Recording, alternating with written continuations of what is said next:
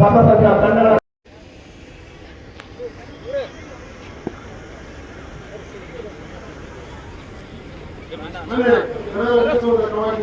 ಒಟ್ಟು 14 ಪುಡಿಗಳನ್ನು ಕವಾಯತುಗಳನ್ನು ಪರೀಕ್ಷೆಗಾಗಿ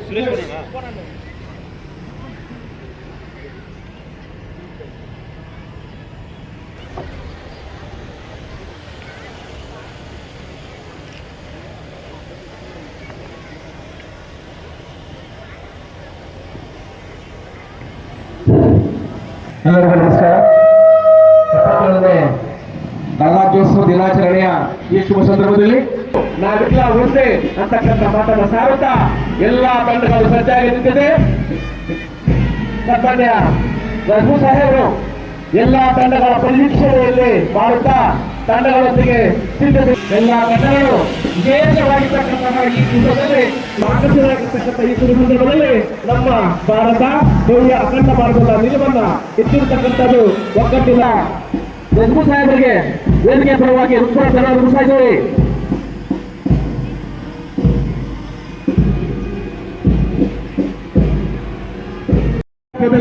ಅವರ ನೇತೃತ್ವದಲ್ಲಿ ಸಾಗುತ್ತಾ ಮುಂದೆ ಬರುತ್ತಿದೆ. ಸಿವಿಲ್ ಪೊಲೀಸ್ ತಂಡವನ್ನ ಮುನ್ನಡೆಸ್ತಾ ಇದ್ದಾರೆ. ಮಂಜುನಾಥ PSI APEC ರವರ ನೇತೃತ್ವದಲ್ಲಿ ಎಲ್ಲಾ ತಂಡಗಳು ಶಿಸ್ತುಬದ್ಧವಾಗಿ ಪಥಸಂಚಲನ ಮಾಡುತ್ತಾ ವೇದಿಕೆಯತ್ತ ಸಾಗುತ್ತಾ ಬರುತ್ತದೆ.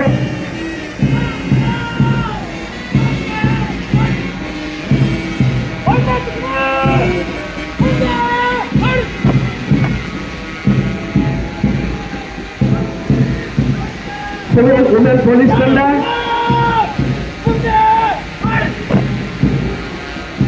ಸಂಗಮೇಶ್ ಕೊಲ್ಲಾರ ಅವರ ನೇತೃತ್ವದಲ್ಲಿ ಸಿವಿಲ್ ವುಮೆನ್ ಪೊಲೀಸ್ ತಂಡ ಮುಂದುಕುತ್ತಾ ಸಾಗುತ್ತಾ ಬರುತ್ತಿದೆ. ಮುಂದಿನ ತಂಡವಾಗಿ ಹೋಮ್ ಗಾರ್ಡ್ಸ್ ಮೆನ್ ಮಂಜುನಾಥನ್ ಅವರ ನೇತೃತ್ವದಲ್ಲಿ ತಂಡ ಸಾಗುತ್ತಾ ಮುಂದುಕುತ್ತಿದೆ. ಹೋಮ್ ಗಾರ್ಡ್ಸ್ ವುಮೆನ್ ತಂಡವನ್ನ ಸುರಸರೆ ಮೇರಿಯವರ ನಾಯಕತ್ವದಲ್ಲಿ ಮುಂದುಕುತ್ತಾ ಬರುತ್ತಿದೆ. NCC CFTC college men Madan V ರವರ NCC CFTC management captain Shrivarshini ಅವರ ನೇತೃತ್ವದ ತಂಡಗಳ ಮುಂದುವರಿಸುತ್ತಾ ಸಾಗುತ್ತಿದೆ. ಚಂದ್ರ ವಿ ಅವರ ನೇತೃತ್ವದಲ್ಲಿ ತಂಡ ಮುಂದುವರಿಸುತ್ತಾ ಬರುತ್ತಿದೆ. NCC boys doctor Ambedkar school captain S Shiva ಅವರ ನೇತೃತ್ವದಲ್ಲಿ ತಂಡ ಮುಂದುವರಿಸುತ್ತಾ ಬರುತ್ತಿದೆ. NCC ಸೈನ್ಸ್ ಕಾಲೇಜ್ ಶೀತಲ್ ನಾಯಕತ್ವದಲ್ಲಿ ತಂಡ ಮುಂದುವರಿಸುತ್ತಾ ಬರುತ್ತಿದೆ. ಸೆಂಟ್ ಮೇರಿ ಕ್ಯಾಪ್ಟನ್ ಅಕ್ಷಯ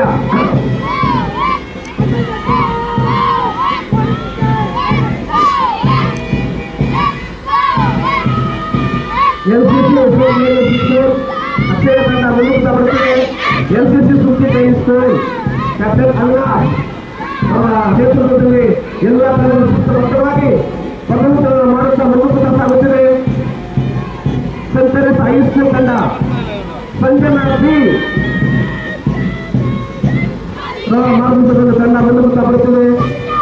ಸಂಜಯ್ ಸ್ಕೂಲ್ ಪ್ರತೀಕ್ಷಾ ಎಸ್ ಅವರ ನಾಯಕತ್ವದಲ್ಲಿ ತಂಡಗಳು ಮುಂದುವರಿಸುತ್ತಾ ಬರುತ್ತಿದೆ. ವಿಜೇಂದ್ರ ಸ್ಕೂಲ್ ಶ್ವೇತಚಂದ್ರ ನೀರವರ ನೇತೃತ್ವದಲ್ಲಿ ತಂಡ ಮುಂದುವರಿಸುತ್ತಾ ಬರುತ್ತಿದೆ. ವಾಲೆ ಹೈಸ್ಕೂಲ್ ತಂಡ ಕ್ಯಾಪ್ಟನ್ ಮನೋಜ್ ಎಸ್ ಅವರ ನೇತೃತ್ವದಲ್ಲಿ ಎಲ್ಲಾ ತಂಡಗಳು ಕೂಡ ಶಿಸ್ತುಬದ್ಧವಾಗಿ ಪಥಸಂಚಲನ ಮಾಡುತ್ತಾ ಮುಂದುವರಿಸುತ್ತಾ ಸಾಗುತ್ತಾ ಬರುತ್ತಿದೆ. ಬ್ಯಾಂಡ್ಮಾಸ್ಟರ್ ಚಲಪತಿ ವಿ ಅವರ ನೇತೃತ್ವದಲ್ಲಿ ಎಲ್ಲಾ ತಂಡಗಳು ಶಿಸ್ತುಬದ್ಧವಾಗಿ ಆಕರ್ಷಣೀಯವಾಗಿ ಎಲ್ಲ ತಂಡಗಳು ದಿವಸ ನಮ್ಮ ಭವ್ಯ ಭಾರತ ಅಖಂಡ ಭಾರತದ ನಾವೆಲ್ಲರೂ ಒಂದೇ ಇರ್ತಕ್ಕಂಥ ಮಾತನ್ನು ಸಾರುತ್ತಾ ಮುನ್ನುಗ್ಗುತ್ತಾ ಬರುತ್ತಿದೆ. ಸುಮಾರು 17 ತಂಡಗಳು ತಮ್ಮ ಪಥಸಂಚಲನವನ್ನು indicate the whole world, no, we are not going to be subservient, we are not following this colonial legacy. We are giving the new message to the world. We are adopting this constitution which is founded on liberty, equality, fraternity, all the values enshrined in the preamble of the constitution. ಅದ್ರ basis ಇಂದ ನಾವು become republic. Head of the state, first citizen of the country ಅಂತ ಏನು ಅಂತೀವಿ ನಾವು, the president of India is elected, is not a hereditary body. Poorest of the poor as well as the superpower, strongest person in the country are all equal before the law. ಇದು ರಿಪಬ್ಲಿಕ್ನ ಮುಖ್ಯ ಸಾರಾಂಶ. ಈ ನಿಟ್ಟಿನಲ್ಲಿ republic day ಅಂಗವಾಗಿ ನಾವು ವಿವಿಧ ಕಾರ್ಯಕ್ರಮಗಳನ್ನು ಆಯೋಜನೆ ಮಾಡಿದ್ದೇವೆ. ಅದಕ್ಕೆ ಭಾಗಿಯಾಗಿರ್ತಕ್ಕಂಥ ಸ್ಟೇಜ್ ಮೇಲೆ ಇರ್ತಕ್ಕಂಥ ಗಣ್ಯರು ಹಾಗೂ ಸ್ಟೇಜ್ನ ಮುಂಭಾಗದಲ್ಲಿ ಹಾಗೂ ಸಾರ್ವಜನಿಕರು ಎಲ್ಲರಿಗೂ ನಾನು ಸ್ವಾಗತ ಕೋರ್ತೀನಿ. ವಿವಿಧ ಸಾಂಸ್ಕೃತಿಕ ಕಾರ್ಯಕ್ರಮಗಳು ನೆರವೇರಿಸಿಕೊಳ್ಳಲಿದ್ದಾರೆ. ಒಂದೊಂದೇ ಕೂತು ಸವಿಯೋಣ ಹಾಗೂ ಎಲ್ಲರೂ ಇಂಡಿಯಾದ ಕಾನ್ಸ್ಟಿಟ್ಯೂಷನ್ ಮೇಕರ್ಸ್ ಏನು ಡ್ರೀಮ್ ಮಾಡಿದ್ರು, ಇಂಡಿಯಾ ಶುಡ್ ಟೋಲಿ ಬಿಕಮ್ ರಿಪಬ್ಲಿಕ್ ಅನ್ನೋದನ್ನ ನಾವೆಲ್ಲ ಸಾಕಾರ ಮಾಡೋ ನಿಟ್ಟಿನಲ್ಲಿ we should all strive towards building healthy, ethical and moral society ಅಂತ ಹೇಳ್ತಾ ಈ ನನ್ನ ಚಿಕ್ಕ ಭಾಷಣ ಕ್ಲೋಸ್ ಮಾಡ್ತೀನಿ. ಥ್ಯಾಂಕ್ ಯು, ಧನ್ಯವಾದಗಳು. ಯಶಸ್ವಿ ಸಂದರ್ಭದಲ್ಲಿ ಸಮಸ್ತ ನಾಗರಿಕ ಬಂಧುಗಳಿಗೆ ಹಾರ್ದಿಕ ಶುಭಾಶಯಗಳು. ಇಂದಿನ ಸಮಾರಂಭದಲ್ಲಿ ಉಪಸ್ಥಿತರಿರುವ ಶಾಸಕ ಡಾಕ್ಟರ್ ವೆಂಕಟ ಶಿವಸುಂದರವರೇ, ಮಹಿಳಾ ಗಣ್ಯರೇ, ಅಧಿಕಾರಿಗಳೇ, ಸೋದರ ಸೋದರಿಯರೇ ಹಾಗೂ ವಿದ್ಯಾರ್ಥಿಗಳೇ, ಮಾಧ್ಯಮ ಮಿತ್ರರೇ, ನಾವು ಇಂದು ಗಣ್ಯರ ಆದೇಶವನ್ನು ಆಚರಿಸಲು ನಾವೆಲ್ಲರೂ ಇಲ್ಲಿ ಒಟ್ಟುಕೊಂಡಿದ್ದೇವೆ. ನಮ್ಮ ಭಾರತದ ಸಂವಿಧಾನವು ಜನವರಿ 26, 1950 ಜಾರಿಗೆ ಬಂದಿತು. ಅಂದಿನಿಂದ ಭಾರತವು ಗಣರಾಜ್ಯವಾಯಿತು. ಸಂವಿಧಾನವು ಜಾರಿಗೆ ಬಂತು. ಭಾರತವು ಸಾರ್ವಭೌಮ ಪ್ರಜಾಪ್ರಭುತ್ವ ರಾಷ್ಟ್ರವಾಗಿ ಘೋಷಿತವಾಯಿತು. ಈ ದಿನದಂದು ನ್ಯಾಯ, ಸಮಾನತೆ, ಸ್ವಾತಂತ್ರ್ಯದ ಮೌಲ್ಯಗಳನ್ನು ಎತ್ತಿ ಹಿಡಿಯುವ ನಮ್ಮ ಸಂವಿಧಾನದ ಆಶಯಗಳನ್ನು ನೆನಪಿಸುತ್ತಿದೆ. ಸಂವಿಧಾನದ ಎಂಬುದು ಸರ್ವೋಚ್ಚ ಕಾನೂನು. Doctor B.R. ಅಂಬೇಡ್ಕರ್ ಅವರು ನಮ್ಮ ಭಾರತ ಸಂವಿಧಾನದ ಮುಖ್ಯ ಶಿಲ್ಪಿಗಳಾಗಿದ್ದರು. ಈ ಸಂವಿಧಾನವೇ ನಮ್ಮ ಸ್ವಾತಂತ್ರ್ಯದ ಬಲ. ಮಹಾತ್ಮ ಗಾಂಧೀಜಿ, ಭಗತ್ ಸಿಂಗ್, ಲಾಲ್ ಬಹದ್ದೂರ್ ಶಾಸ್ತ್ರಿ, ಬಾಲ್ ಗಂಗಾಧರ್ ತಿಲಕ್, ಸುಭಾಷ್ ಚಂದ್ರ ಬೋಸ್ ಅವರಿಂದ ವಿವಿಧ ತ್ಯಾಗದಿಂದಲೇ ಇಂದು ನಾವು ಸ್ವತಂತ್ರವಾಗಿ ಬದುಕುತ್ತಿದ್ದೇವೆ. ವಿದ್ಯಾರ್ಥಿಗಳ ನಾವು ಕೇವಲ ಅಂಕಗಳನ್ನು ಗಳಿಸಿದರೆ ಸಾಲದು, ಸಂವಿಧಾನದ ಮೌಲ್ಯಗಳನ್ನು ಅರಿತುಕೊಳ್ಳಬೇಕು. ನಾವು ಇಂದಿನ ವಿಷಯಗಳು ಹಾಗೂ ನಾಡಿನ ನಾಯಕರು, ಜಾತಿ ಧರ್ಮಗಳು ಭೇದವಿಲ್ಲದೆ ನಾವೆಲ್ಲರೂ ಒಂದೇ ಪ್ರೇಮಭಾವನೆಯನ್ನು ಬೆಳೆಸಿಕೊಳ್ಳಬೇಕು. ದೇಶದ ಪ್ರಗತಿ ಮತ್ತು ರಕ್ಷಣೆ ನಮ್ಮೆಲ್ಲರ ಜವಾಬ್ದಾರಿಯಾಗುತ್ತದೆ. ನಮ್ಮ ದೇಶಕ್ಕಾಗಿ ತ್ಯಾಗ ಮಾಡಿದ ಮಹಾನ್ ನಾಯಕರನ್ನು ಸ್ಮರಿಸುತ್ತಾ ನಾವು ಉತ್ತಮ ಪ್ರಜೆಗಳಾಗಿ ದೇಶದ ಕೀರ್ತಿಯನ್ನು ಮತ್ತು ಅಭಿವೃದ್ಧಿಯನ್ನು ಹೆಚ್ಚಿಸೋಣ ಎಂದು ಹೇಳುತ್ತಾ ನನ್ನ ಮಾತನ್ನು ಮುಗಿಸ್ತೇನೆ. ಸೇ ನೋ ಟು ಡ್ರಗ್ಸ್, ಜೈ ಹಿಂದ್, ಜೈ ಕರ್ನಾಟಕ. ಆ ಕಾರ್ಯಕ್ರಮಕ್ಕೆ ಗಣ್ಯರು, ಶಾಲಾ ಮಕ್ಕಳು, ಪರೇಡ್ನಲ್ಲಿ ಭಾಗವಹಿಸಿದ ಶಿಸ್ತಿನ ಶಾಲಾ ವಿದ್ಯಾರ್ಥಿಗಳು, ಅವರ ಪೋಷಕರು, ಅವರನ್ನು ತಿದ್ದಿ ಭಾಗವಹಿಸಲು ಸಹಕರಿಸಿದ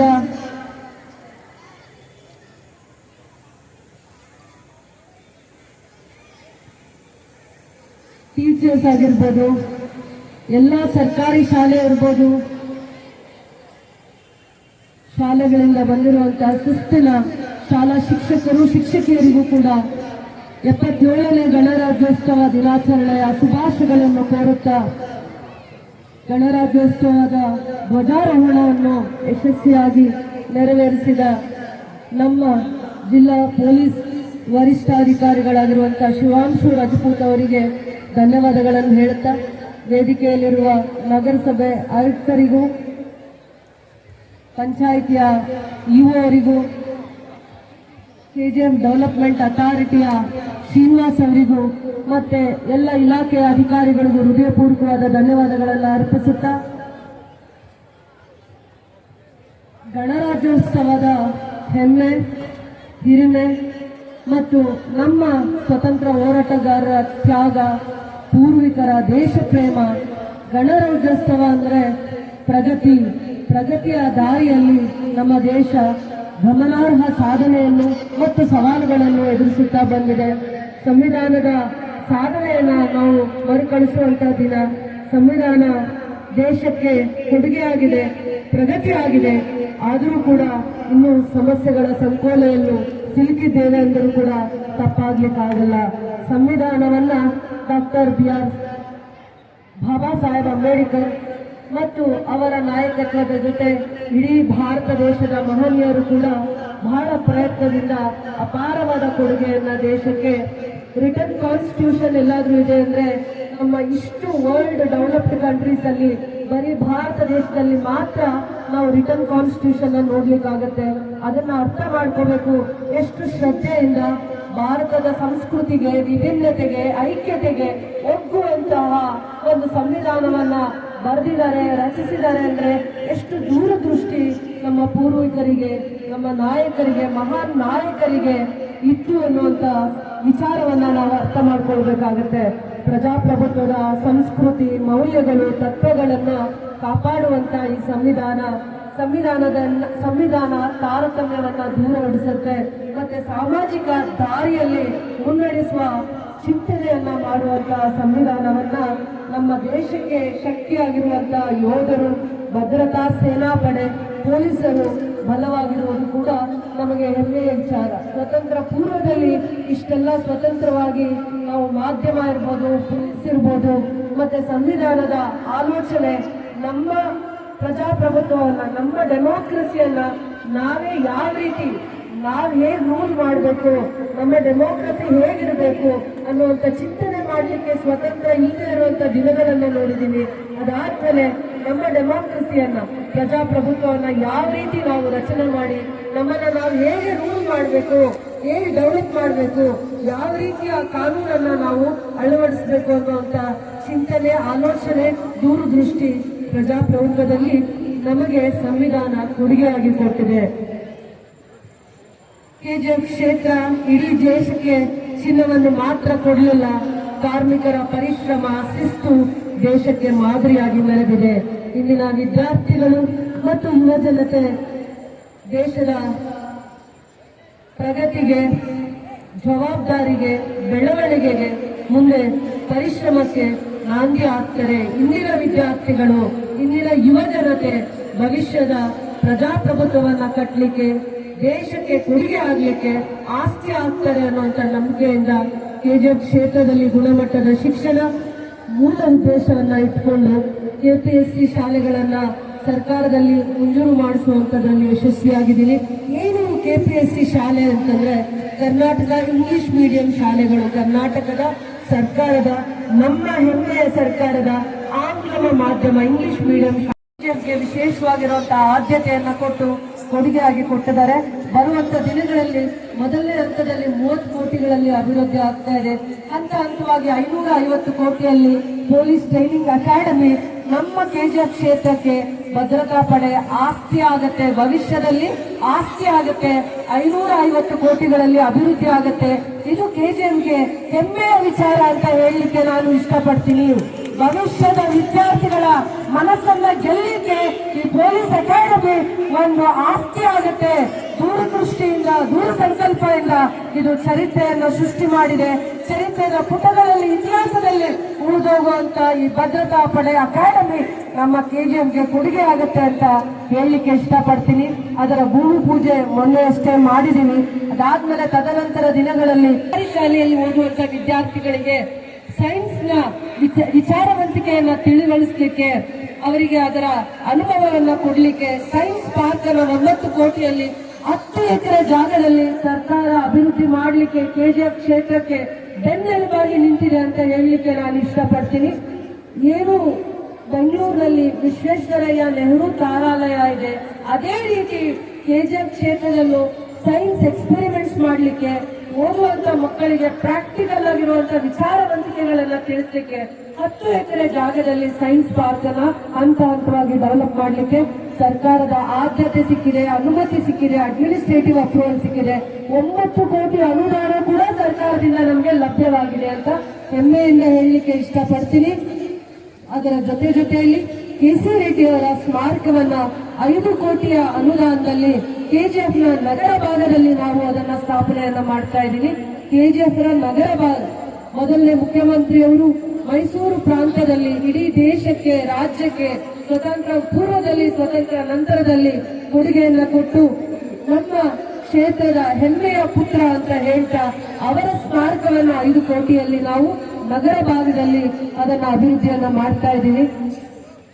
ಅದೇ ರೀತಿ ಸಂವಿಧಾನ ಶಿಲ್ಪಿ, father of the constitution doctor B R. Ambedkar ಅವರ ನಾಲೆಡ್ಜ್ ಅಂದ್ರೆ ಏನು ಜ್ಞಾನ ಭಂಡಾರ ಅಂತ ನಾನು ಏನು ಹೇಳ್ತೀನಿ, ಅದನ್ನ ನಾವು 15 ಕೋಟಿ ಅನುದಾನದಲ್ಲಿ ನಾವು 10 ಎಕರೆ ಅಥವಾ 8 ಎಕರೆ ಜಾಗದಲ್ಲಿ ನಾವು ಇದನ್ನ 15 ಕೋಟಿ ಅನುದಾನದಲ್ಲಿ ಅಂಬೇಡ್ಕರ್ ಅವರ ಜ್ಞಾನ ಭಂಡಾರ ಅನ್ನುವಂತ ಒಂದು ಸ್ಮಾರಕವನ್ನ ನಾವು ಕೆಜಿಎಫ್ ಕ್ಷೇತ್ರಕ್ಕೆ ವಿಶೇಷವಾಗಿ ಅಂಬೇಡ್ಕರ ಅನುಯಾಯಿಗಳು ಅಂಬೇಡ್ಕರ್ ಅವರ ಜೀವನ ಚರಿತ್ರೆಯನ್ನ ಇಲ್ಲಿನ ವಿದ್ಯಾರ್ಥಿಗಳು ಅರ್ಥ ಮಾಡಿಕೊಳ್ಬೇಕು. ಅವರ ಕೊಡುಗೆ ಏನು, ಅವರ ಸಾಧನೆ ಏನು, ಅವರ ಜೀವನದಲ್ಲಿ ಯಾವ ರೀತಿ ಪ್ರಜ್ವಲಿಸಿದರು, ಸಮಾಜಕ್ಕೆ ಯಾವ ರೀತಿ ಅವರು ಸೋಷಿಯಲ್ ರಿಫಾರ್ಮಿಸ್ಟ್ ಆಗ್ತಾರೆ, ಏನು ಅವರ ಆಲೋಚನೆ ಏನು, ವಾಟ್ ಈಸ್ ಇಸ್ ಕಾಂಟ್ರಿಬ್ಯೂಷನ್, ಎಷ್ಟು ಕಂಟ್ರಿಗಳನ್ನ ಟೂರ್ ಮಾಡಿದ್ರು, ಏನ್ ಸಂದೇಶ ಅವರು, ಯಾಕೆ ಸಮಾನತೆಗೆ ಹೆಚ್ಚಿನ ಒತ್ತನ್ನ ಕೊಟ್ಟಿದ್ದಾರೆ, ಸಂವಿಧಾನವನ್ನ ಬರೀಲಿಕ್ಕೆ ಸಂವಿಧಾನದ ಒಂದು ಡ್ರಾಫ್ಟಿಂಗ್ ಕಮಿಟಿ ಚೇರ್ಪರ್ಸನ್ ಆಗ್ಲಿಕ್ಕೆ ಯಾಕೆ ಅವರಿಗೆ ಅಷ್ಟು ಅರ್ಹತೆ ಇತ್ತು ಅನ್ನುವಂತ ವಿಚಾರವನ್ನ ತಿಳಿಬೇಕಂದ್ರೆ ಇಂದಿನ ವಿದ್ಯಾರ್ಥಿಗಳು, ಇಂದಿನ ಮಕ್ಕಳು ಅಲ್ಲಿ ಹೋಗುವಂತ ಪ್ರಯತ್ನ ಮಾಡಿದಾಗ ಅವರ ಜೀವನ ಚರಿತ್ರೆ, ಅವರ ಸಾಧನೆ ಮತ್ತೆ ಅವರು ದೇಶಕ್ಕೆ ಕೊಡುಗೆಯಾಗಿ ತಮ್ಮನ್ನೇ ಹೇಗೆ ಸಮರ್ಪಿಸಿಕೊಂಡಿದ್ದಾರೆ ಅನ್ನುವಂತ ಸತ್ಯಾಂಶಗಳನ್ನ ತಿಳಿಲಿಕ್ಕೆ ಅವರ ಇಡೀ ಜೀವನ ಚರಿತ್ರೆಯನ್ನ ಮತ್ತೆ ಅವರ ಒಡನಾಟವನ್ನ ಯಾರ್ಯಾರು ಇಷ್ಟಪಟ್ಟರು ಅನ್ನುವಂತ ಲೈಫ್ ಹಿಸ್ಟ್ರಿ, ಡಿಜಿಟಲ್ ಲೈಬ್ರರಿ ಮತ್ತೆ ರಿಸರ್ಚ್ಗೆ, ಸ್ಕಾಲರ್ಸ್ಗೆ ಹೈಯರ್ ಎಜುಕೇಶನ್ ಮಾಡಲಿಕ್ಕೆ, ಅದರ ಜೊತೆಯಲ್ಲಿ ಬೇರೆ ಕಂಟ್ರಿಯಲ್ಲಿ ಹೋಗಿ ಹೈಯರ್ ಎಜುಕೇಶನ್ಸ್ ಮಾಡಲಿಕ್ಕೆ ಅದು ಮಾಹಿತಿ ಕೇಂದ್ರ ಆಗುತ್ತೆ. ಅದಾದ್ಮೇಲೆ ಬುದ್ಧನ ಧ್ಯಾನ ಮಂದಿರ ಇರುತ್ತೆ. ಈ ರೀತಿಯ ಒಂದು ಸ್ಮಾರಕವನ್ನ 15 ಕೋಟಿ ಅನುದಾನದಲ್ಲಿ ನಾನು ಮಾಡುವಂತ ಪ್ರಯತ್ನ ಮಾಡ್ತಾ ಇದ್ದೀನಿ. ಇದೊಂದು ಯಶಸ್ವಿ ಆಗ್ಲಿಕ್ಕೆ ನಿಮ್ಮೆಲ್ಲರ ಆಶೀರ್ವಾದ ಮತ್ತೆ ಒಂದು ಸಂಕಲ್ಪದ ಒಂದು ಪ್ರಜ್ಞೆ ಮತ್ತೆ ಅಂಬೇಡ್ಕರ್ ಅವರು ಕೂಡ 1954ರಲ್ಲಿ ಕೆಜಿಎಫ್ಗೆ ಅವರ ಪಾದ ಸ್ಪರ್ಶ ಆಗುತ್ತೆ. ಅದನ್ನ ಮರುಕಳಿಸಲಿಕ್ಕೆ ಮಾತ್ರ ಇದು ಒಂದು ಅವರ ಸ್ಮಾರಕ. ಮತ್ತೆ ಈ ಅನುದಾನದಲ್ಲಿ ಅವರ ನೆನಪುಗಳನ್ನು ಮರುಕಳಿಸಲಿಕ್ಕೆ ಇದು ಒಂದು ಧ್ಯಾನ ಮಂದಿರವನ್ನ ಮಾಡ್ತಾ ಇದ್ವಿ. ಅಂಬೇಡ್ಕರ್ ನಾಲೆಡ್ಜ್ ಪಾರ್ಕ್ ಅಂತ ಅದಕ್ಕೆ ನಾಮಕರಣ ಮಾಡಿ ಅದು ಕೆಜಿಎಫ್ ಕ್ಷೇತ್ರದ ಜನತೆಗೆ ಕೊಡುಗೆಯಾಗಿ ನಾನು ಸಮರ್ಪಣೆ ಮಾಡಲಿಕ್ಕೆ ಇಷ್ಟಪಡ್ತೀನಿ. ಕೆಜಿಎಫ್ನ ನಗರ ಭಾಗದಲ್ಲಿ MCH ತಾಯಿ ಮತ್ತು ಮಕ್ಕಳ ಆಸ್ಪತ್ರೆಯನ್ನ 5 ಕೋಟಿ ಅನುದಾನದಲ್ಲಿ ಅಭಿವೃದ್ಧಿ ಮಾಡ್ತೀನಿ. ಹಿಂದೆ ಮಹಾರಾಜರು ಕಾಲದಲ್ಲಿ ಕಟ್ಟಿದ್ದಂತ ಕಟ್ಟಡಗಳು ಅದಾದ್ಮೇಲೆ ಹೆಚ್ಚಿನ ಪ್ರಗತಿಯನ್ನ ಕಾಣದೆ ಇವತ್ತು ಕಾರ್ಮಿಕ ಈ ಭಾಗದಲ್ಲಿ ಕೆಜಿಎಫ್ ನಲ್ಲಿ ಕಾರ್ಮಿಕ ವರ್ಗದವರಿಗೆ ಹೆಚ್ಚಿನ ಉಪಯೋಗ ಆಗ್ತಾ ಇಲ್ಲದೆ ಇದ್ದಿದ್ದನ್ನು ನಾನು ಗಮನಿಸಿ ಅದಕ್ಕೆ ತಾಯಿ ಮತ್ತು ಮಕ್ಕಳ ಆಸ್ಪತ್ರೆಯನ್ನ ಅಪ್ಗ್ರೇಡ್ ಮಾಡಲಿಕ್ಕೆ ಒಳ್ಳೆಯ ಲೇಬರ್ ವಾರ್ಡ್ಸ್, ಅದಾದ್ಮೇಲೆ OT ಮತ್ತೆ ಅವರಿಗೆ ಸುರಕ್ಷಿತವಾಗಿರುವಂತ ಇಂಟೆನ್ಸಿವ್ ಕೇರ್, ಮಕ್ಕಳು ಜಸ್ಟ್ ಬಾರ್ನ್ ಬೇಬೀಸ್ಗೆ ಇಂಟೆನ್ಸಿವ್ ಕೇರ್, ಈ ರೀತಿಯ ಒಂದು ಆರೋಗ್ಯದಲ್ಲಿ ಚೇತರಿಕೆಯನ್ನ ಕಾಣುವಂತ ಒಂದು ಕಟ್ಟಡವನ್ನ ಕಟ್ಟಿ ಮತ್ತೆ ಹೆಚ್ಚಿನ ಡಾಕ್ಟರ್ಸ್ಗೆ ಆದ್ಯತೆಯನ್ನ ಸರ್ಕಾರ ಕೊಟ್ಟಿದ್ದಾರೆ. ನಮ್ಮಲ್ಲಿ ಕ್ಯಾಶುಯಾಲಿಟಿ ಬ್ಲಾಕ್ ಇತ್ತು, ಎಮರ್ಜೆನ್ಸಿ ಬ್ಲಾಕ್ ಇತ್ತು, ಆದರೆ round the clock 24/7 round the clock ಕೂಡ ಕೆಲಸ ಮಾಡ್ತಾ ಇರಲಿಲ್ಲ. ಅದಕ್ಕೆ ಸರ್ಕಾರ ಆದ್ಯತೆಯನ್ನ ಕೊಟ್ಟಿದೆ, ವಿಸಿಟ್ ಮಾಡಿದೆ, ಇನ್ಸ್ಪೆಕ್ಷನ್ ಮಾಡಿ ಫೀಲ್ಡ್ ರಿಪೋರ್ಟ್ ತಗೊಂಡಿದೆ. ಇಲ್ಲಿಗೆ ಏನು ವಿಶೇಷವಾಗಿ ಕೆಜಿಎಫ್ ಕ್ಷೇತ್ರಕ್ಕೆ ಏನು ಆದ್ಯತೆಯನ್ನ ಕೊಡಬೇಕು ಅನ್ನುವಂಥ ವಿಚಾರದಲ್ಲಿ ಸರ್ಕಾರದ ಚಿಂತನೆ ಆಗಿದೆ. ಅದಕ್ಕೆ ಆದ್ಯತೆಯನ್ನು ಕೊಡುವಂತದ್ರಲ್ಲಿ ಮುಂದೆ ಬಂದಿದ್ದಾರೆ ಸರ್ಕಾರ ಆ ವಿಚಾರದಲ್ಲಿ ಅಂತ ಹೇಳಲಿಕ್ಕೆ ಇಷ್ಟಪಡ್ತೀನಿ. ಏನು ಇಂಟಿಗ್ರೇಟೆಡ್ ಟೌನ್ಶಿಪ್ ಅಂತ ಬಜೆಟ್ನ ಪುಸ್ತಕದಲ್ಲಿ ಘೋಷಣೆ ಆದ್ಮೇಲೆ ಅದರ ಏನು ಹಿಂದೆ ಮುಂದೆ ಏನು ಗೊತ್ತಾಗ್ತಾ ಇಲ್ಲ ಅನ್ನುವಂತ ಆಲೋಚನೆ ಚಿಂತನೆ ಮಾಡ್ತಾ ಇದ್ದಿದ್ದನ್ನ ಸರ್ಕಾರದಲ್ಲಿ FD ಹಂತದಲ್ಲಿ DPR ಪ್ರಪೋಸಲ್ 4 ಕೋಟಿಯಲ್ಲಿ ಇಂಟಿಗ್ರೇಟೆಡ್ ಟೌನ್ಶಿಪ್ ಹೇಗಿರಬೇಕು, ಅಲ್ಲಿ ಎಜುಕೇಶನ್ ಪಾರ್ಕ್ ಅಥವಾ ಬ್ಯಾಂಕಿಂಗ್ ಸಿಸ್ಟಮ್, ಹೌಸಿಂಗು, ಅದಾದ್ಮೇಲೆ ಏನೇನು ಇಂಟಿಗ್ರೇಟೆಡ್ ಟೌನ್ಶಿಪ್ ಅಲ್ಲಿ ಕಂಪನಿ ಸಾಫ್ಟ್ವೇರ್ ಕಂಪನೀಸ್ ಇರ್ಬೋದು, ಯಾವ ತರದ ಇಂಟಿಗ್ರೇಟೆಡ್ ಟೌನ್ಶಿಪ್ ಅಲ್ಲಿ ಆದ್ಯತೆ ಇದೆ ಅಂತದಕ್ಕೆ ಒಂದು DPR ಮಾಡಿ ಸರ್ಕಾರಕ್ಕೆ ಸಲ್ಲಿಸಲಿಕ್ಕೆ ಸರ್ಕಾರದ FD ಯಲ್ಲಿ ನಮಗೆ 4 ಕೋಟಿ ಅನುದಾನವನ್ನ ರಿಸರ್ವ್ ಮಾಡಿ ಸರ್ಕಾರ ಆದ್ಯತೆ ಕೊಟ್ಟು ಅದಕ್ಕೆ ಪರ್ಮಿಷನ್ ಅನ್ನ ಕೊಟ್ಟಿದೆ. ಇಂಟಿಗ್ರೇಟೆಡ್ ಟೌನ್ಶಿಪ್ ಇಷ್ಟು ದಿನಗಳೆಲ್ಲ ಹಿಂದೆ ಕಂಡ ಕನಸು ನನಸಾಗುವಂತದ್ರಲ್ಲಿ ಪ್ರಯತ್ನದ ಮೊದಲನೇ ಹೆಜ್ಜೆಯನ್ನ ಇಡ್ತಿದೆ ಅಂತ ಹೇಳಲಿಕ್ಕೆ ನಾನು ಇಷ್ಟಪಡ್ತೀನಿ. FD ಯಲ್ಲಿ ನಮಗೆ DPR ಅಪ್ರೂವಲ್ ಸಿಕ್ಕಿದೆ. ಶುದ್ಧ ಕುಡಿಯುವ ನೀರನ್ನ ನಾವು ಇಡೀ KGFಗೆ ಕೊಡುವಂತ ಸಂಕಲ್ಪ ಮಾಡಿದೀವಿ. ಕಟ್ಟಲು ಮುಕ್ತ ನಗರವನ್ನ ಮಾಡಲಿಕ್ಕೆ, ಕಟ್ಟಲು ಮುಕ್ತ ನಗರವನ್ನ ನಾವು KGF ಅನ್ನ ಮಾಡಲಿಕ್ಕೆ ಎಷ್ಟು ಜಾಗದಲ್ಲೂ ಆಗ್ಲಿ, ನಗರದ ಹೆದ್ದಾರಿಯಲ್ಲಾಗಿರ್ಬೋದು, ಮತ್ತೆ ನಗರವಾಸಿಗಳು ಎಲ್ಲೆಲ್ಲಿ ದೂರನ್ನ ಕೊಡ್ತಾರೆ ಆ ಜಾಗದಲ್ಲಿ ಸ್ಟ್ರೀಟ್ ಲೈಟ್ಸ್ ನ ಕಂಪಲ್ಸರಿ ಹಾಕ್ತೀವಿ. ಡೈಲಿ ಟ್ರಾವೆಲರ್ಸ್ ಎಲ್ಲೆಲ್ಲಿ ರಿಕ್ವೆಸ್ಟ್ ಕೊಡ್ತಾರೆ ಆ ಜಾಗದಲ್ಲಿ ಯಾವುದೇ ಹೊತ್ತಲ್ಲಿ ಓಡಾಡುವಂತವರಿಗೆ ಡೈಲಿ ಟ್ರಾವೆಲರ್ಸ್ಗೆ ಖಂಡಿತವಾಗೂ ನಾವು ನಗರ ಭಾಗದಲ್ಲಿರುವಂತವರಿಗೆ ಬೆಳಕನ್ನ ಎಲ್ಲೆಲ್ಲಿ ಅವರಿಗೆ ಅವಶ್ಯಕತೆ ಇದೆ ಆ ಜಾಗದಲ್ಲಿ ಬೆಳಕನ್ನು ಕೊಡೋದಕ್ಕೋಸ್ಕರ KGF ಅನ್ನ ಕತ್ತಲು ಮುಕ್ತ ನಗರವನ್ನಾಗಿ ಮಾಡುವಂತ ಧ್ಯೇಯವನ್ನ ನಾವು ಸಾಧಿಸ್ತೀವಿ ಅಂತ ನಾನು ಹೇಳಕ್ಕೆ ಇಷ್ಟಪಡ್ತೀನಿ. KGF ಅಲ್ಲಿ ಭಕ್ತಿಯಿಂದ ನಾವು ಶ್ರೀ ಪ್ರಸನ್ನ ಲಕ್ಷ್ಮೀ ವೆಂಕಟರಮಣ ಸ್ವಾಮಿ ಟೆಂಪಲ್ ರಾಜಗೋಪುರ, ತದನಂತರ ದಿನಗಳಲ್ಲಿ ಅಲ್ಲೇ ಬಡವರಿಗೆ ಮದುವೆ ಮಾಡಿಕೊಳ್ಳಿಕ್ಕೆ ಚೌಟ್ರಿ, ಮತ್ತೆ ಆ ಭಾಗವನ್ನ ಇನ್ನೂ ಹೆಚ್ಚಿನ ಅಭಿವೃದ್ಧಿಯನ್ನು ಮಾಡ್ತೀವಿ.